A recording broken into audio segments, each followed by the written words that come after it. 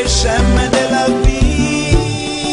Et c'est fréquent, c'est ce que nous voyons. Il suffit que quelqu'un vienne, utilise quelque chose qui sort de l'ordinaire, les gens sont séduits, les gens croient à ça.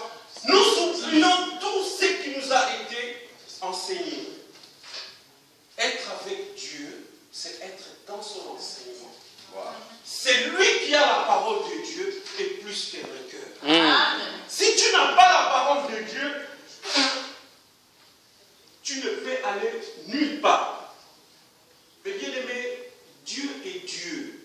Dieu ne va pas changer parce que quelqu'un est venu, le feu lui sort de la bouche. Dieu ne va pas changer parce que quelqu'un vient, au lieu d'avoir le pied sur terre, il est en espace, ça ne va pas changer Dieu. Amen. Nous avons lu un verset dernièrement dans le livre de Proverbes 22:20 où Dieu disait, j'ai déjà tout mis pour vous dans ces livres. Amen. Il a déjà tout mis. Tu vas chercher où? C'est ça le problème. Des fois, ça me fait rire quand je vois les gens lever les mains, ils cherchent Dieu en haut. Or, la Bible dit, là, Dieu est en nous. Mais les gens de la française disent, c'est lui qui est en moi, et plus grand, c'est lui qui est en moi. Mais quand tu veux prier, tu lèves tes mains vers le ciel, comme si Dieu est au ciel. Dieu est omniprésent, il est partout à la fois. C'est des petites choses qui font que si tu ne comprends pas ce que Dieu est réellement, tu ne peux pas te découvrir toi-même. Et il te serait difficile de progresser et de pouvoir prier Dieu. Dieu dit, c'est lui qui veut venir à moi. Doit venir en esprit et en vérité. Parce que moi-même, Dieu, je suis esprit. Mais maintenant, toi, tu as la chair. Comment tu vas t'approcher de Dieu? Dieu qui est esprit. C'est pourquoi les gens font des fantaisies à l'église. Ils cherchent un mouvement qui ne cohère pas avec la parole de Dieu. C'est lui qui a la parole en lui et serein. C'est lui qui a la parole en lui, sait comment parler à Dieu. Amen.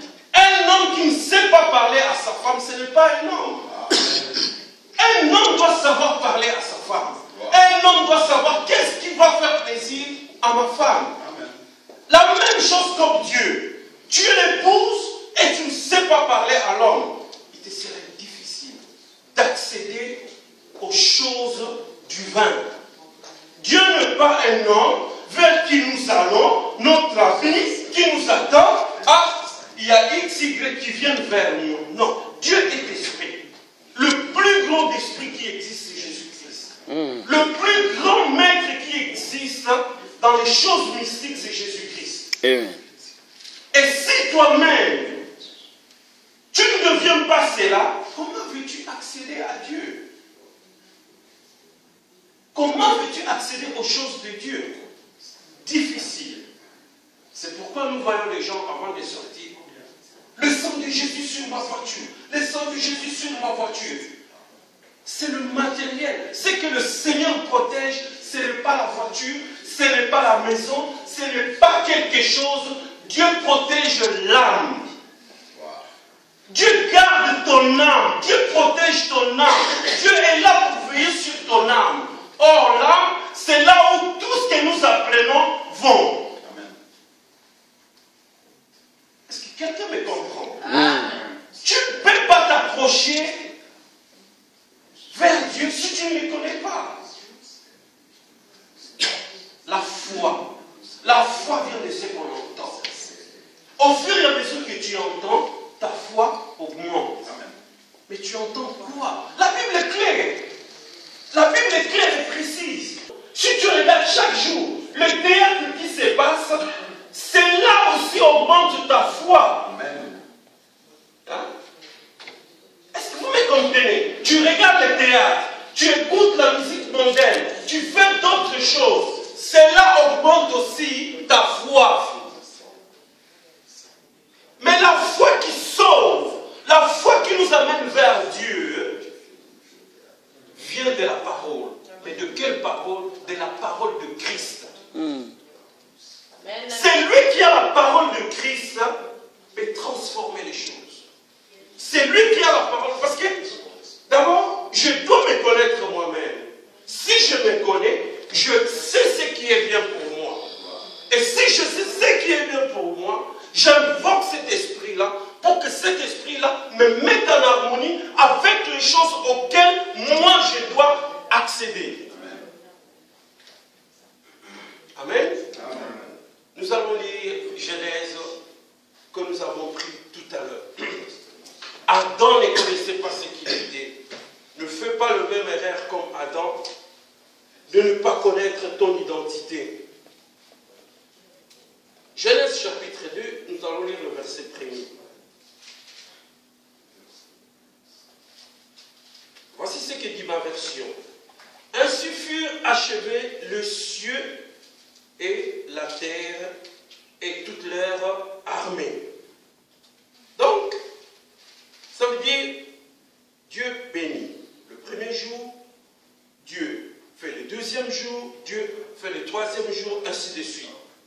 Dieu acheva, je suis au verset 2, Dieu acheva au septième jour son œuvre qu'il avait faite et il se reposa au septième jour de toute son œuvre qu'il avait faite. Mais écoutez maintenant, regardez bien, suivez bien la particularité qui a maintenant dans le verset 3. Dieu bénit le septième jour, il les sanctifia, parce que ce jour, il se reposa de toute son œuvre qu'il avait créée en le faisant. Bien aimé. Les autres jours, quand Dieu le crée, Dieu dit c'était bon. Il crée, il dit c'était bon. Mais ce jour ici, Dieu le bénit, le septième jour, il dit, il le bénit, il le sanctifia et il se reposa. Nous trouvons les trois choses dans ces jours du sabbat. Donc, il y a le repos, il y a et il y a la sanctification. Mais pourquoi Dieu utilise ces choses, ces trois choses, seulement dans le septième jour? J'ai ouvert une petite porte le dimanche passé en disant, Dieu crée le premier jour, il crée le deuxième jour, il crée le troisième jour. Mais sur base de quoi peux-tu être sûr que c'est réellement le premier, le deuxième et le troisième jour? Parce que le quatrième jour, Dieu crée les luminaires. Est-ce que quelqu'un me comprend? Or, les luminaires, c'est les luminaires qui décident qu'il y a un jour. Quelqu'un me comprend? La Bible dit, Dieu crée le premier jour. Il ne fait pas continuer suivre. Il crée le premier jour. Il crée le deuxième jour. Il crée le troisième jour. Maintenant, le quatrième jour, il crée le luminaire. Or, c'est à partir du soleil et de la lune que nous pouvons décider que c'est le matin ou que c'est le soir. S'il y a les étoiles, on dit c'est la nuit. Mais ces choses, Dieu le crée le quatrième jour. Bien-aimés, il y a beaucoup de choses que nous lisons dans la Bible. Nous lisons parce que nous sommes des intellectuels. Mais ça n'a pas une force en nous. Nous lisons pour le plaisir de lire. Mais nous ne faisons pas l'effort de pouvoir comprendre ce que nous lisons. C'est quand tu commences à comprendre que tu te poses des questions. C'est ce que faisait Salomon. Quand vous lisez les livres d'Ecclésiaste, c'est ce que faisait Salomon. Et Dieu dit, quand tu commences à te poser des questions, c'est le commencement de la sagesse. Et quand commence la sagesse, ça veut dire que tu commences aussi à craindre Dieu. Ça veut dire que tu ne lis plus pour le plaisir de lire, mais tu lis pour comprendre. Et quand tu cherches à comprendre, Dieu mettra sur ton chemin quelqu'un qui va t'expliquer. Et quand la personne vient, puisque tu avais déjà lu, tu pourras mieux comprendre. Le septième jour, Dieu se il se repose, il bénit aussi ces jours-là. Non seulement il bénit ces jours, il les sanctifie aussi. La mission de Moïse était d'emmener le peuple de Dieu vers la terre promise. Pourquoi il devrait les amener vers la terre promise? Pour que ces gens aillent se reposer. Israël n'avait plus de terre. Israël était ci et là. Vous vous rappelez tout, c'est l'histoire, hein, ça n'a rien à voir avec la Bible. À l'an 70, Dieu a réuni tout son peuple de tous les points où ils étaient pour qu'ils puissent rentrer en Israël. Mais il n'y avait plus de terre. Ces terres étaient occupées par d'autres gens. Même quand Dieu amène son peuple vers la terre promise, on envoie des espions. Quand les espions vont, ils vont regarder, ils sont revenus pour dire, ah, mais ce pays est occupé. Mais Dieu leur dit, c'est là qu'il y a les lait et les miel. Mais ce pays est occupé par des géants. Les gens qui pensent que je dois dormir et puis, tout comme par enchantement m'est venu. Bénis-moi, je te bénirai. Tu me donnes 1000 francs, Dieu comme il est magicien, il te donnera 2000 francs. Tu me donnes 7000 francs, Dieu comme il est... C'est des choses à dormir debout. Et puis depuis qu'on vous a fait tout ça, je ne vois personne qui est riche. Amen. Hein? Mais l'homme ne comprend pas. Je ne vois pas un industriel congolais, mais quand tu vas à Kinshasa, après chaque parcelle, il y a une église. Et c'est toujours la bénédiction. Bénissez, bénissez. C'est quoi la bénédiction? La Bible nous dit ici, Dieu pratique la bénédiction avec le jour. Mais toi, tu es un homme, tu es différent du jour. On te dit, bénis-moi, Dieu te bénira. Mais nous ne comprenons pas. Donc, l'homme meurt parce qu'il n'a pas la connaissance. C'est lui qui a la connaissance, il voit. Ah, mais non. Moi, je vais dans cette église. C'est ma femme qui me tire toujours. Moi aussi, je veux parce que je ne veux pas qu'il y ait des problèmes à la maison. On me tire, mais quand je suis là-bas, je n'entends rien parce que mon cœur n'est pas là. Mon cœur peut-être veut regarder un CD de Kofi qui vient de sortir, ou je sais pas moi de Wera, mais moi, on me tire toujours à l'église. Tu fais fausse route, bien aimé. La Bible dit, personne ne peut venir à moi si moi-même je l'attire. Mais toi, c'est ta femme qui t'attire dans l'église, ou c'est ton homme qui t'attire à l'église. Comment veux-tu être béni? Et les gens, comme ça par hasard, je marchais dans la route, pouf, je vis une lumière. Je ne savais pas qu'est-ce que c'était, mais j'ai vu que c'était Dieu, ça m'a conduit jusqu'ici à l'église. Ah, moi, c'est des témoignages que j'écoute, mais ça fait plaisir aux oreilles. Dieu, tu marches comme ça dans la route, poum, il bat. Ah, on l'entend une zambé. Non. Dieu, on doit te le montrer. Quelqu'un doit te montrer Dieu. Si on ne te montre pas Dieu, tu ne le connaîtras pas. Quand les gens disent, il est le plus beau d'entre 10 000. Moi, Dieu me dit, c'était un homme qu'on ne pouvait pas regarder 2 fois. Amen. C'était un homme, quand il passe, tu ne te rends même pas compte. Homme de douleur. Il y a quelque chose qui ne va pas. On entend quoi? À quoi tu crois? Mais révolutionne-toi, c'est ta vie. Dis à l'homme qui t'enseigne, arrête-toi. Tu m'emmènes où? Qu'est-ce que tu m'enseignes? Ce n'est pas un péché. Jésus, les foules venaient devant lui pour lui poser les questions. C'est pourquoi dans notre doctrine, après chaque enseignement, nous demandons que les gens nous posent des questions. Ce n'est pas mauvais. Si je n'ai pas compris, j'ai le droit de poser la question. Mais quand toi tu poses la question, on te dit, tu veux que je te maudisse. Mais comment veux-tu maudire celui que Dieu a béni? Tu ne te connais pas, on te dira toutes ces choses-là parce que tu ne connais pas ton identité. Je disais dimanche, même ton domestique peut t'envoyer. Ton père prend un domestique, il n'a pas acheté les oignons, lui il fait la cuisine, il te dit prends l'argent, va vite acheter les oignons au marché. Et toi tu vas acheter les oignons au marché.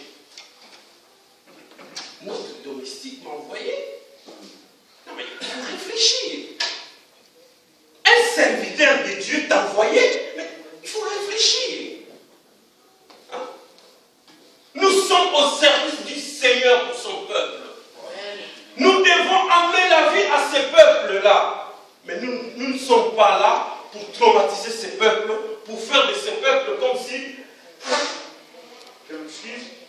ces peuples étaient les nôtres.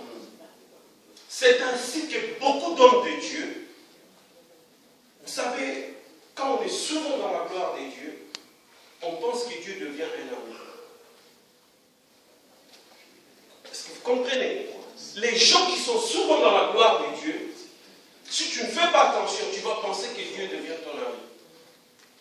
Parce qu'il te confie des choses, il te dit des choses, il te corrige, il dit ne fais pas ci, ne va pas là, fais ceci. Même bien que quand tu fais une faute, tu reviens vers lui, tu dis ah, Mister, pardonne-moi. Et puis il te pardonne en plus. Tu vois, nous croyons que Dieu est Dieu, il restera Dieu. Dieu est un feu dévorant. Si tu ne fais pas attention, le jour que Dieu va te surprendre, tu ne restes que la peau seulement. Les gens te suivent pour ce que tu avais fait autrefois. Mais la gloire de Dieu, tu ne l'as plus. La gloire de Dieu est partie, tu ne l'as plus. Dieu n'est pas un ami. Quand on vient vers Dieu, il y a certaines manières qu'on doit t'apprendre pour que tu puisses t'approcher de ces dieux-là. Et si tu ne le fais pas, du jour au lendemain, tu viens comme ça à l'église. Ah, qui n'a pas encore reçu le Seigneur? Tu lèves ta main, ça se passe tellement à une vitesse, on te prend ta main dans l'eau, on te baptise, tu deviens un frère, tu deviens une sœur. Moi, c'est des choses que je ne peux pas comprendre. C'est des choses que moi, je ne peux pas comprendre. Comment on peut devenir frère à quelle vitesse? Même ma mère, pour que je vienne au monde, a dû attendre 9 mois. Mais bien aimé, toi, du jour au lendemain, tu deviens frère. Un frère, c'est celui qui est semblable à Christ. C'est celui qui a le potentiel du Christ en lui. C'est celui qui a le dépôt du Seigneur en lui. Toi, tu n'as pas ça. En quoi es-tu frère? Les gens ont honte d'aller vers les serviteurs inutiles comme moi et venir dire frère. Comment on devient frère? Parce que nous remarquons aujourd'hui, il y a même des gens qui enseignent les autres. Elles-mêmes ne sont jamais devenus frères. Et comment, toi, à qui il enseigne, tu es devenu frère? Parce que lui-même, il ne connaît pas ces choses. Comment fera-t-il de toi un frère ou une sœur? Bonne interrogation. Le 7e jour a une particularité. Il y a le repos, il y a la bénédiction, et puis il y a la sanctification. Parlons un peu du repos. C'est quoi le repos? Le Seigneur dit, venez à moi, vous tous qui êtes fatigués. Ça veut dire, quand tu viens vers le Seigneur, ça veut dire, le Seigneur prend ta fatigue sur lui et il te donne du repos. Le repos ici ne veut pas simplement dire je dors sur mes 2 oreilles. Non. Le repos ici, ça veut dire je n'ai plus rien à faire. Ça veut dire j'ai tout fait, tout est accompli, maintenant je me repose. Le plus grand moment du repos, c'est quand on dort. Quand quelqu'un dort, vraiment, je ne sais pas, bon, entre guillemets, il y a des gens quand ils dorment, ils se retrouvent peut-être il est à Lubumbashi ou bien je ne sais pas moi quoi. Mais moi quand je dors, en tout cas je dors. Je dors vraiment comme un bébé et je sais que je me repose et que le Seigneur veille sur moi. Rien ne peut m'arriver. Pour moi c'est ça le repos. Mais toi avant de dormir, tu penses encore, ah, l'oncle là, il a demandé, ah, je dois encore faire, Donc ça veut dire, ton subconscient est plein. Pour dormir, c'est tout un problème. ici pour que tu trouves du repos. Ici, le Seigneur nous parle du repos, le véritable repos de celui qui a entendu, qui a cru. Le Seigneur dit maintenant je te donne du repos. Ça veut dire que tu n'as plus d'effort à fournir.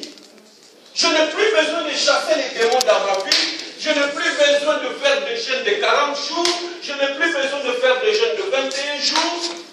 Vous comprenez? Parce que quelqu'un qui gêne, tu gênes, tu reçois quelque chose. Ça veut dire, tu vas te dire quoi? C'est parce que j'ai gêné que j'ai reçu la chose. Mais Dieu dit, je te donne du repos. Toi, tu n'as plus rien à faire. Ça veut dire, si je gêne parce que je suis un fils de Dieu. Le jeûne devient une vie pour moi. Le jeûne devient une façon d'être pour moi. Mais je ne jeûne pas parce que je dois accéder à quelque chose. Là, Dieu n'est plus en fonction. Quelqu'un me comprend? Amen. Dieu n'est plus en fonction. Parce que c'est toi qui fais des efforts pour obtenir telle chose. Donc c'est entre toi et l'effort que toi, tu es en train de fournir. La Bible dit, Marc 16, à partir du verset 4 jusqu'à la fin, il dit, les miracles qui accompagneront. Je suis stérile. La Bible dit, il n'y aura pas de stérile ni d'avortant en Israël. Je me tiens à cette parole. Je sais que je serai féconde. Je sais que je suis féconde. Dieu ne permettra pas que je n'aie pas d'enfant. C'est être un frère ou une sœur, c'est une façon d'être. Et cette façon d'être, nous l'avons à travers la parole de Dieu. Et si tu n'as pas cette façon d'être par rapport à la parole de Dieu, tu es perdu. Parce que beaucoup d'enfants de Dieu pensent aussi, parce que j'ai beaucoup prié, je peux devenir PDG de telle société. Tu n'as pas étudié, comment tu peux devenir PDG de cette société? Faisons la part des choses. J'ai étudié, j'ai des diplômes, je peux accéder à telle ou telle autre fonction. Quand on envoyait les gens aller étudier à l'école, toi tu faisais autre chose. Et maintenant que tu n'as pas accès à ces choses-là, c'est toi qui pleures. Maintenant tu veux que Dieu bouleverse ce qu'il a établi pour que toi tu puisses accéder à une telle fonction. Non. Non. Ça, ce n'est pas connaître Dieu. Mais le travail que tout le monde peut faire ici, même si il suffit que tu aies un permis de séjour, tu peux accéder au sens de travail, aller vendre du pain, aller faire les routes, tu peux accéder. Mais ne rêve pas parce que tu as jeûné 40 jours que tu vas devenir PDG parce que tu as prié. Ça, c'est mal connaître Dieu. Tu n'as pas l'argent, tu veux créer une société. Tu vas la créer comment?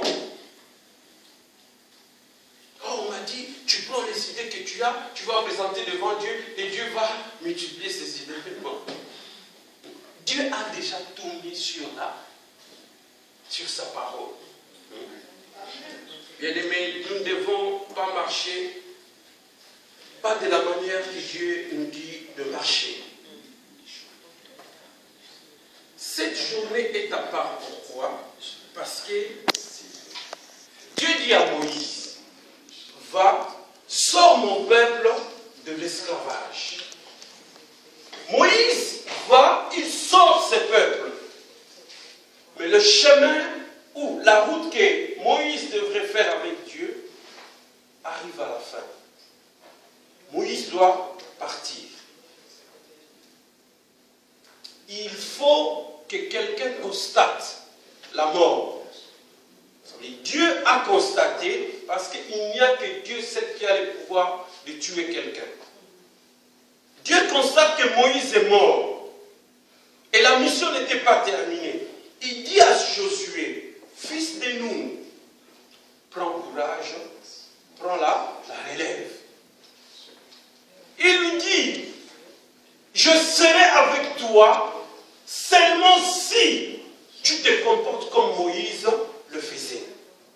Donc ça veut dire, Moïse n'est pas mort.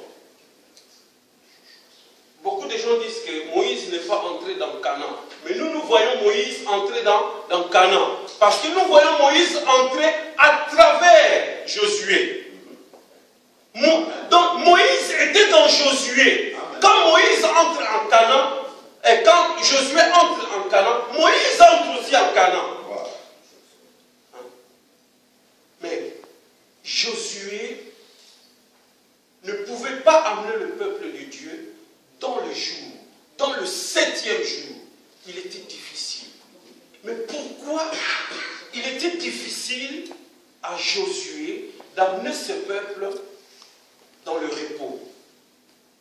Parce que l'œuvre de la loi était dans Moïse. Pour accéder dans les choses de Dieu, on ne doit pas trouver la loi en toi.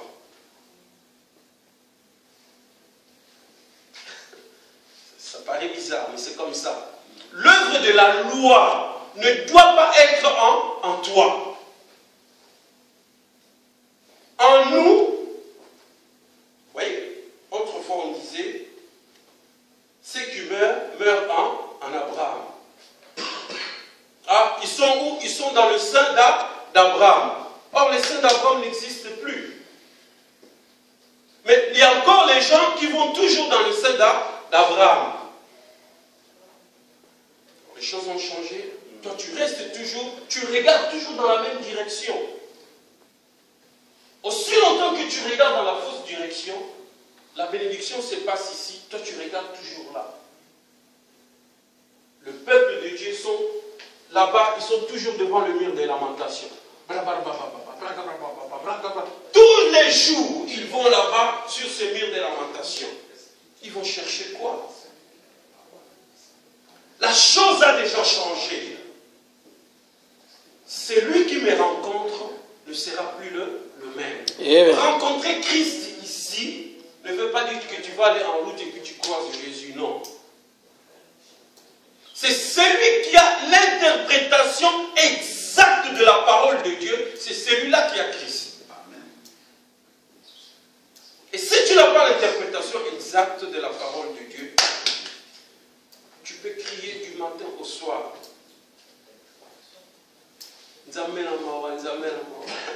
Dieu n'est pas seulement un Nzambe na mawa. Dieu, il ouvrait la terre, les gens entraient, la terre s'est fermée. Hein? Ce n'est pas parce que tu dis Dieu ait pitié de moi, Dieu ait pitié de moi, que Dieu va changer ses règles. Non.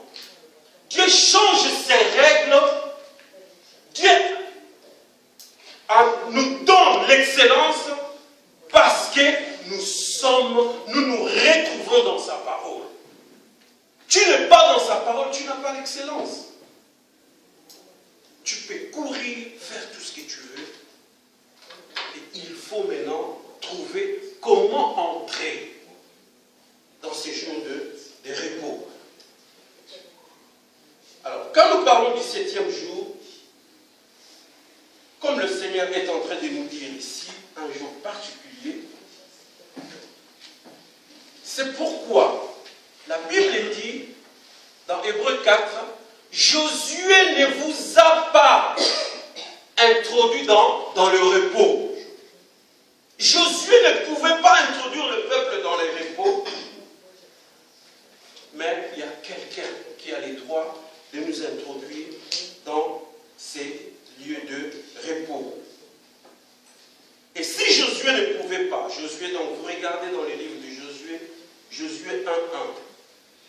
Mais maintenant, si on prend Matthieu,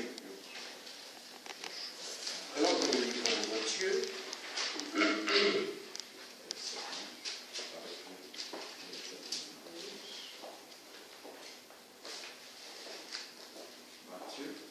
Matthieu, le chapitre 11, le verset 28.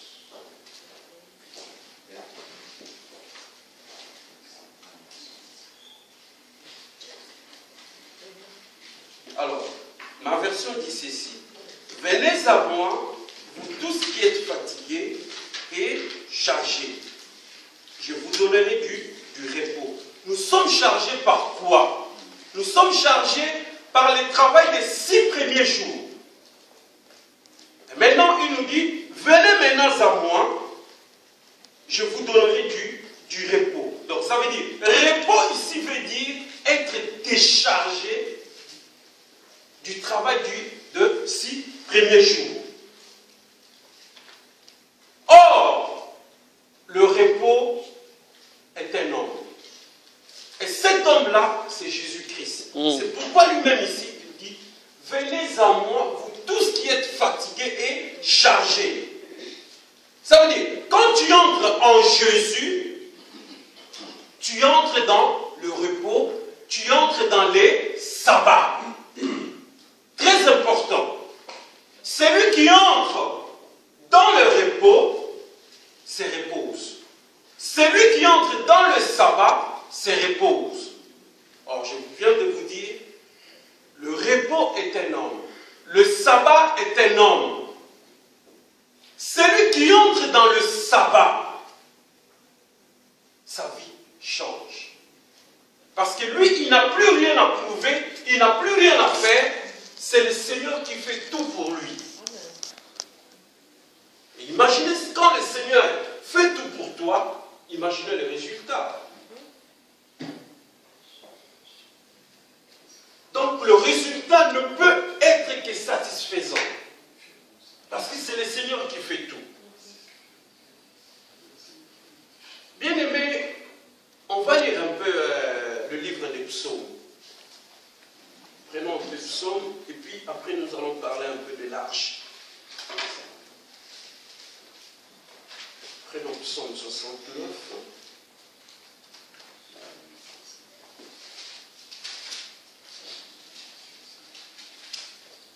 Psaume 69, on va lire le verset 2.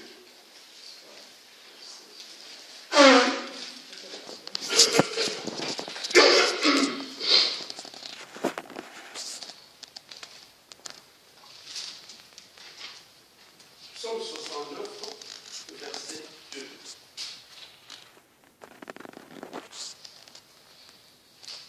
C'est David qui parle ici. David dit, sauve-moi, ô Dieu, car les eaux menacent ma vie. Est-ce que vous comprenez ce que le roi David dit? Sauve-moi, ô Dieu, car les eaux menacent ma vie. Ça dit, David n'en veut pas du repos, parce qu'il était menacé. Il cherche les secours vers qui? Vers Dieu. Il dit, Seigneur, aide-moi. Sauver, parce que sa vie était menacée. Être sauvé, c'est être écarté d'un danger. C'est ce que recherchait David. David voulait simplement être écarté du danger. Mais comment? Prenons un peu l'arche de Noé. Noé dit aux gens, venez dans l'arche. Pardon. Noé dit aux gens, venez dans l'arche. Ceux qui sont entrés dans l'arche, remarquez, l'arche a fait 40 jours. Donc il y a eu 40 jours de pluie. Quand les gens sont entrés, les portes se sont fermées, ça fait 40 jours. L'arche a subi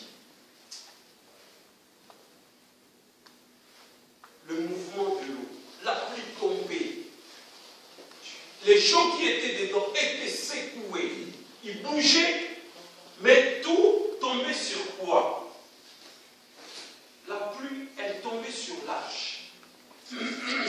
Mais pas sur les gens qui étaient à l'intérieur de l'arche. Pendant 40 jours. Nous voyons aussi l'autre arche, qui est Jésus-Christ. Quand il vient, il subit aussi 40 jours de gêne. Mais pour qui? Pour tout celui qui sera en lui. Est-ce que je me fais comprendre? Donc ça veut dire que l'arche subit le 40 jours de pluie, mais les gens qui sont à l'intérieur sont sauvés. Pour être sauvé, il faut entrer dans le véritable arche qui est Jésus-Christ. Si tu comptes sur un homme, la Bible nous dit, qu'est-ce que l'homme pour que tu lui fasses confiance? Moi le premier, ne me faites pas confiance. Faites confiance en la parole de Dieu. Quand je prêche, après avoir prêché, posez des questions. Si ce n'est pas clair, n'avalez pas ces choses-là. Moi, je serai chez moi, je serai tranquille. Vous m'avez béni, j'ai l'argent. La personne qui subit le reste, c'est qui? C'est toi. Tu rentres à la maison, dans ton couple, ça ne va pas. L'homme dit ceci. Ah, comment toi, une femme, tu ne peux pas mettre le foulard? À l'église, il y a vu les autres femmes étaient en foulard. Pourquoi je dois mettre le foulard? Tu veux que je guérisse? C'est des discussions inutiles. Où les gens vont discuter par-ci, par-là. C'est lui qui a Christ. Ne discute pas sur des choses comme ça. Il exécute ce que le Seigneur lui dit. Il fait ce qui est la volonté du Seigneur et non la volonté des hommes. Le véritable arche, c'est le Seigneur Jésus-Christ. C'est lui qui entre en moi et protégé. Ça veut dire, un sorcier, avant de me manger, comme on dit chez nous, il doit d'abord, puisque moi je suis dans. Ça veut dire, ces sorciers-là, avant de me manger, il doit d'abord manger la personne en qui moi je suis. Amen. Mais si tu n'arrives pas à manger celui en qui moi je suis, tu vas me trouver comment? Donc vous voyez que des fois nous paniquons pour rien. Parce que nous ne sommes pas dans. Si on était dans, on n'allait pas paniquer. J'ai dit dernièrement, tout le monde pense être le fils de Dieu. J'ai dit c'est faux. Amen. Nous ne sommes pas tous fils de Dieu. Tu es fils et fille de ta mère et de ton père. La Bible te dit, honore ton père et ta mère. Ne viens pas nous embêter ici que je suis fils de Dieu. Viens plutôt nous dire, comment devient-on fils de Dieu? Voilà. Puisque tu es devenu fils et fille de ta mère, tu sais comment tu l'es devenu. Amen.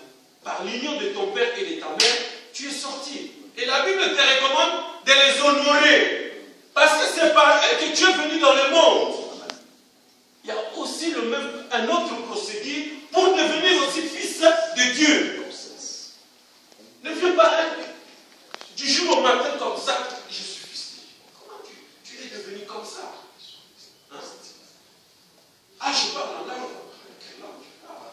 Donc, il y a des choses qui se passent. Bien aimé, nous avons quand même un cerveau. Même petit que ce cerveau soit, réfléchis.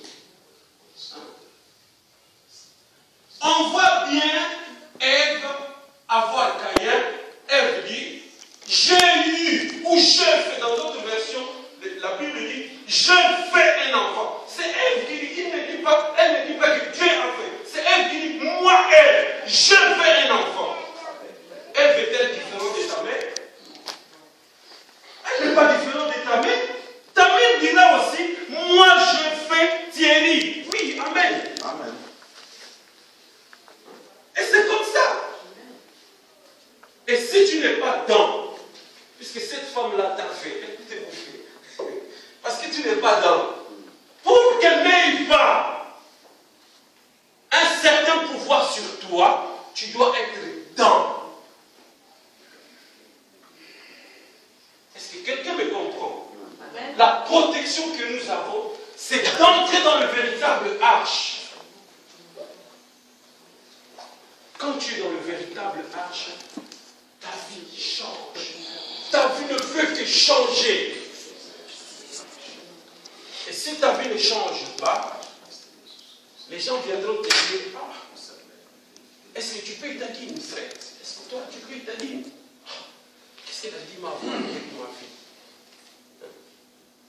Donc, ça dit, la dîme, un enfant de Dieu, je dis bien un enfant de Dieu, il sait à quoi sert la dîme.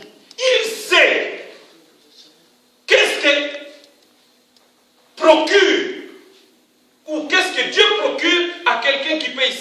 sa dîme. Vous savez, je suis enseigné. Ce n'est pas à toi de venir me dire, me poser la question, est-ce que tu payes ta dîme? Non, mais comment? Donc ça veut dire, si je dis je ne paye pas la dîme, ah, tu vois, c'est parce que tu ne payes pas la dîme. Hein? Donc il y a des choses qu'on devra avaler qui ne servent à rien. Parce que tu n'as pas compris. C'est le jour que tu comprends que ta vie aussi change. Et quand ta vie change, bien aimé, tu marcheras la tête haute. Sinon, tu seras toujours courbé. Bien aimé, l'arche ici,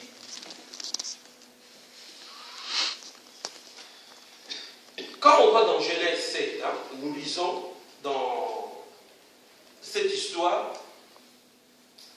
la pluie est tombée pendant 40 jours, bien aimé. J'ai dit bien pendant 40 jours. Et les gens qui étaient dans l'arche étaient sauvés. Mais maintenant, toi tu viens me dire de jeûner 40 jours par rapport à quoi? Est-ce que vous comprenez? Pour que tu te maries, pour avoir le mariage, tu dois jeûner 40 jours. Est-ce que ça a un sens? Je le vois dans la Bible que deux personnes qui ont jeûné pendant 40 jours. Et ces deux personnages étaient tous deux porteurs d'une alliance. Amen. Voilà. Toi, tu vas jeûner 40 jours, tu es porteur de quoi? Mon peuple périt simplement parce qu'il n'a pas compris. Parce qu'il n'a pas la connaissance. C'est lui qui a la connaissance. Personne ne peut jouer de lui. Voilà. Parce que je sais ce que je suis et je sais ce que j'ai et je sais en qui je suis. C'est quand tu comprends ça que les choses changent. Amen. Nous allons un peu parler, vous avez un peu compris c'est quoi le repos. Le repos, donc ça veut dire, moi, je n'ai plus rien à faire. Quelqu'un d'autre a subi à ma place. Et celui qui a subi, c'est Jésus-Christ. Il a subi ce jeûne de 40 jours. Il ne l'a pas fait pour rien. Pour que moi, j'entre aussi dans sa gloire. Rappelez-vous toujours des Romains chapitre 10. Quand Dieu appelle, il ne te laisse pas comme ça. Il fait des choses avec toi.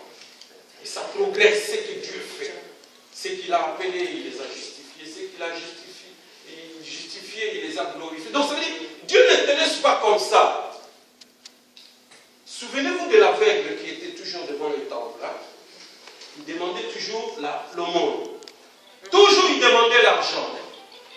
Mais quand il a rencontré Dieu, on n'a plus revu cet homme devant le temple demander l'argent.